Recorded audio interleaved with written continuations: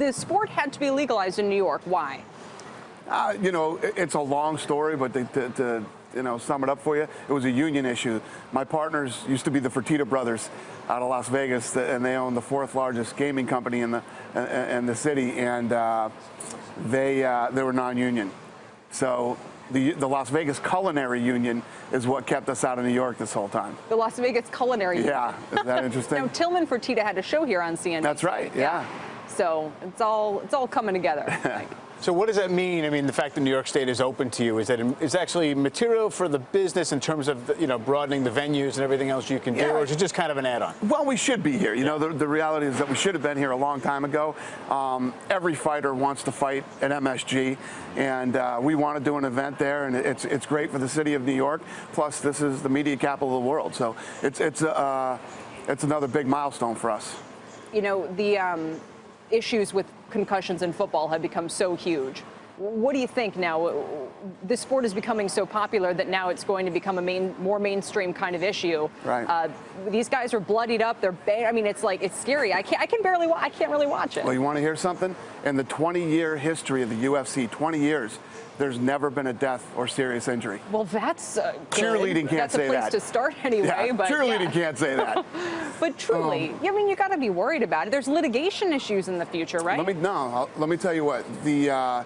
The difference between us and the NFL is, first of all, they have a season, right? You can't lose Tom Brady for the entire season or you're in big trouble. So when these guys get concussions, they try to get them back in there as soon as possible. You get a concussion in the UFC, we have 500 fighters under contract. You're on a medical suspension, and you can't come back until you're cleared by a doctor. You support Donald Trump. Why? Donald Trump and I go back a long way, 16 years. And actually, when the UFC first started, venues didn't want us. Donald Trump called me and said, I would love to have your event here. He's always been a supporter of mine. He's anytime anything as good has ever happened to me in my career, he's been there to say thanks. He's a friend, and you also I'm with him. And I think this is a footage from the campaign on the night that was focused on the economy. Right. So what is it on that front that you also think that he represents that you want to support?